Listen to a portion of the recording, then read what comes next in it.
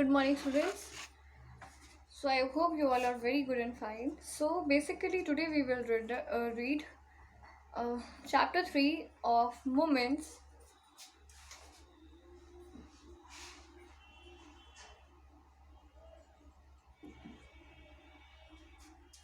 Okay.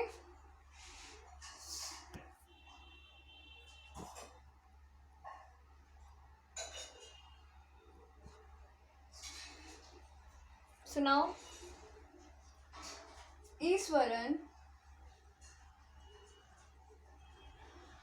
the story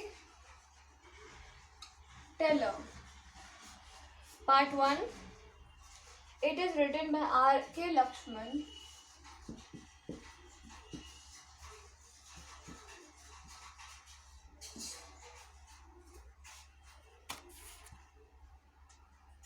Page number 12.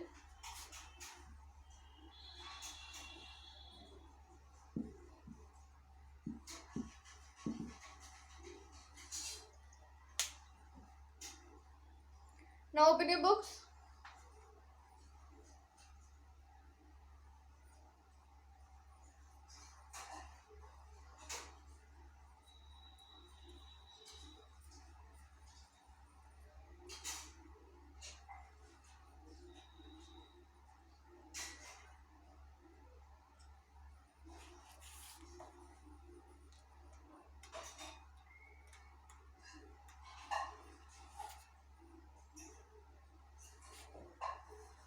Okay, so now this story is all about Iswaran, the storyteller.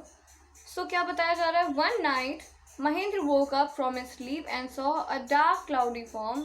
He broke out into a cloud sweat. Was it a ghost? मतलब कह सकते हैं एक रात महेंद्र नाम का एक लड़का था जो कि गहरी नींद में था और अचानक से उसे जब उसकी नींद खुली तो उसे एक अंधेरा क्लाउडी जैसे बादली जैसा फॉर्म दिखाई दिया और वो सोचा कि ये क्या चीज़ है एंड ही थॉट क्या वो एक घोस्ट था. So basically in this story Eswaran the story teller वो इस तरीके के लोगों को स्टोरी सुनाता था जिससे लोगों को ये बिलीव हो जाता था कि वहाँ पर इस तरीके का कुछ है या उसके स्टोरी सुनाने के तरीके बहुत अच्छे से थे कि लोग उस पर बिल्कुल यकीन कर लेते थे, विश्वास कर लेते थे. So the story was narrated to Ganesh by a young man, Mahendra by name. कह सकते हैं कि ये जो कहानी थी वो यंग गणेश को सुनाई गई थी महेंद्र के द्वारा.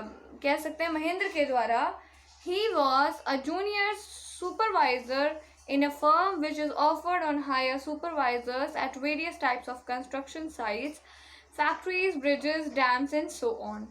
मतलब जो महेंद्र था वो क्या करता था, एक जूनियर सुपरवाइज़र था जो कि अलग अलग जगह पे सुपरवाइज़र के काम होते हैं, जैसे कि दूसरे कंस्ट्रक्शन साइट पे जैसे कोई बिल्डिंग बन रही है या फैक्ट्रीज बन रही हैं, ब्रिजेस बन रहे हैं, डैम्स बन रहे हैं, इस तरीके की कोई भी चीज़ें बनती हैं तो वहाँ पे सुपरवाइज़र्स की ज़रूरत होती है.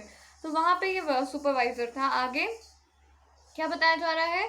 Mahendra job was to keep an eye on the activities at the work site. मतलब महेंद्र की क्या जॉब थी कि वो वर्क साइट पे जो भी काम चल रहा है वो हर एक पे नज़र रखे, देखे कि एक्टिविटीज़ कैसी हो रही है, क्या काम चल रहा है, कैसा हो रहा है, ये सारी चीज़ें. ओके, नाउ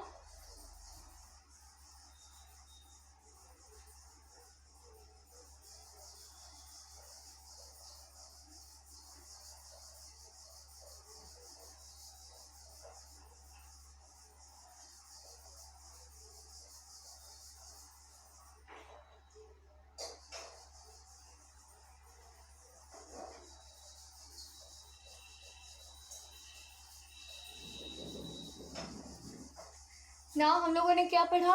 हम लोगों ने एक सिंपल सी चीज़ पढ़ी कि जो महेंद्र था वो उसकी साइट्स पे ड्यूटी रखती थी और वो उन ड्यूटीज़ में क्या करता था, उन चीज़ों को देखता था और समझता था और उन एक्टिविटीज़ को देखता था कि क्या काम कैसे चल रहा है. So now he had to keep moving from one place to every place now and then as ordered by his head office from a coal mining area to the railway bridge construction site, from there after a few months to a chemical plant which was coming up somewhere. कह सकते हैं कि जो महेंद्र था उसका job ये था कि वो सब पे नज़र रखे, तो नज़र रखने के लिए उसे एक जगह से दूसरी जगह मूवमेंट भी करना पड़ता था। उसके हेड ऑफिस से उसे ऑर्डर मिला था कि वो एक जगह से दूसरी जगह घूमता ही रहे, जैसा कि बताया गया। जैसे वो कोल माइनिंग से, यहाँ पे कोल माइनिंग का मतलब होता है कोयले की खदान, तो कोयले की खदान से वो रेलवे ब्रिज पे जाता था, कभी दूसरे साइड पे पहुंचता था, कभी केमिकल प्लांट पे जाता था जो कि आने वाली है।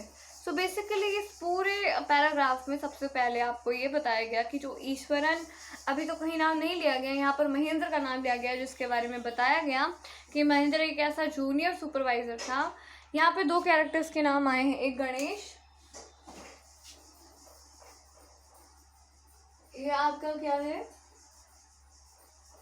कैरेक्टर्स है, क्या गणेश आ गया, एंड नेक्स्ट आपका क्या है महेंद्र।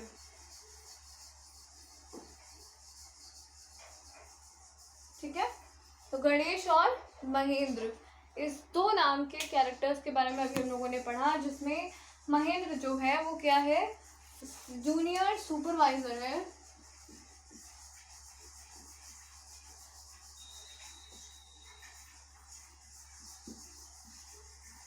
जूनियर सुपरवाइजर है और उसकी अलग अलग साइट्स पे ड्यूटी लगती है। So now next page. He was a bachelor. His needs were simple. He was able to adjust himself to all kinds of odd conditions, whether it was an ill-equipped circuit house or a makeshift canvas tent in the middle of the stone quarry. मतलब कहने का है कि जो महेंद्र था वो bachelor था, मतलब उसकी शादी नहीं हुई थी, गंवारा था, और ये कह सकते हैं कि वो उसकी नीड्स जो थी, उसकी जो कह सकते हैं मांग थी, वो बहुत ही कॉमन थी, और जैसे वो बहुत ही अच्छे तरीके से अपने आप को एडजस्ट कर लेता था, चाहे वो जैसी भी सिचुएशन हो। अगर उसे एक बहुत बढ़िया घर मिलता जिसमें कि वायरिंग बहुत अच्छे से है, इलेक्ट्रिसिटी अच्छे से प्रोवाइड की गई है, तो भी उसे प्रॉब्लम नहीं होती। चाहे उसे एक ऐसे घर में रख देते जो वो एक टेंट, कैनवस का टेंट होता जो कि एक पत्थर पे बना होता, तो भी उसे दिक्कत नहीं होती, क्योंकि वो बहुत अच्छे तरीके से उन सारी जगहों पे कह सकते हैं एडजस्ट कर लेता था। So now but one asset he had was his cook Eswaran. अब यहाँ पे ईश्वरन का नाम आया है। ईश्वरन कौन था? महेंद्र कुक।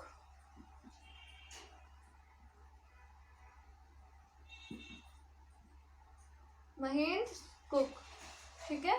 तो महेंद्र का जो कुक था वो कह सकते हैं कहीं ना कहीं एक अलग सा बिहेव रखता था। The cook was quite attached to the Mahendra and followed him unflinchingly where he was posted. कह सकते हैं जो कुक था यानी कि जो ईश्वरन था वो महेंद्र से बहुत ज़्यादा अफेक्टेड था, उसे हमेशा फॉलो करता था जहाँ भी उसकी साइट लगती थी। He cooked for Mahendra, washed his clothes and chatted away with his master at night. कह सकते हैं कि वो खाना बनाया करता था महेंद्र के लिए, उसके कपड़े धोया करता था और साथ ही साथ अपने मास्टर्स के साथ रात में बातें किया करता था। He could weave out endless stories and anecdotes on the varied subject. कह सकते हैं कि वो बहुत सारी कहानियाँ सुनाता था अलग अलग टॉपिक्स पे, अलग अलग सब्जेक्ट्स पे। उसके थॉट्स बहुत अच्छे रहते थे और वो बहुत अच्छे तरीके से उन सारी चीज़ों को एक्सप्लेन किया करता था। Eswaran also had an amazing capacity to produce vegetable and cooking ingredients seemingly out of nowhere in the middle of the desolate landscape with no shops visible for miles around. मतलब कह सकते हैं ईश्वरन बहुत अमेजिंग कैपेसिटी थी उसके अंदर कि वो कहीं से भी वेजिटेबल्स ले आता था, कुक करता था इंग्रेडिएंट्स को, भले उसके आसपास कुछ ना मिले, भले उसके आसपास कोई दूर दूर तक कोई चीज़ ना रहे, ना कोई दुकान रहे, ना कुछ रहे, पर फिर भी वो उसके अंदर इतनी कैपेबिलिटी थी कि वो बहुत ही अच्छा फूड किसी ना किसी तरीके से इंग्रेडिएंट से बनाकर रख देता था। He would miraculously conjure up the most delicious dishes made by the fresh vegetables within an hour of arriving in the zinc sheet shelter at the new workplace. मतलब वो एक ही घंटे के अंदर बहुत ही ब्यूटीफुली फूड प्रिपेयर करता और उसे अच्छे से कह सकते हैं शीट में पैक करके जहाँ भी उसकी साइट लगती थी, वर्क प्लेस लगता था, वो वहाँ पर भेज दिया करता था. सो बेसिकली भी कह सकते हैं Eswaran was a very hard working, very dedicated personality for his master. और वो हमेशा अपने मास्टर को अच्छे तरीके से ट्रीट करता था with the healthy food and healthy stories and healthy treatment. And all we can say that Mahendra was so happy for being with Iswaran. समझ में नहीं आ रहा, मत करो ना, ये मत करो ना, हम लगा मना कर रहे ना, कर ही रही हो.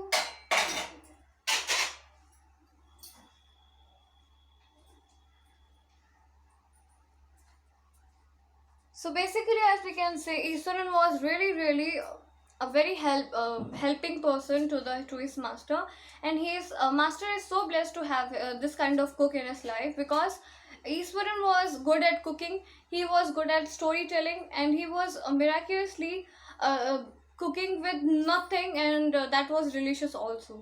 So now we will discuss the next segment to the next video. Thank you, class.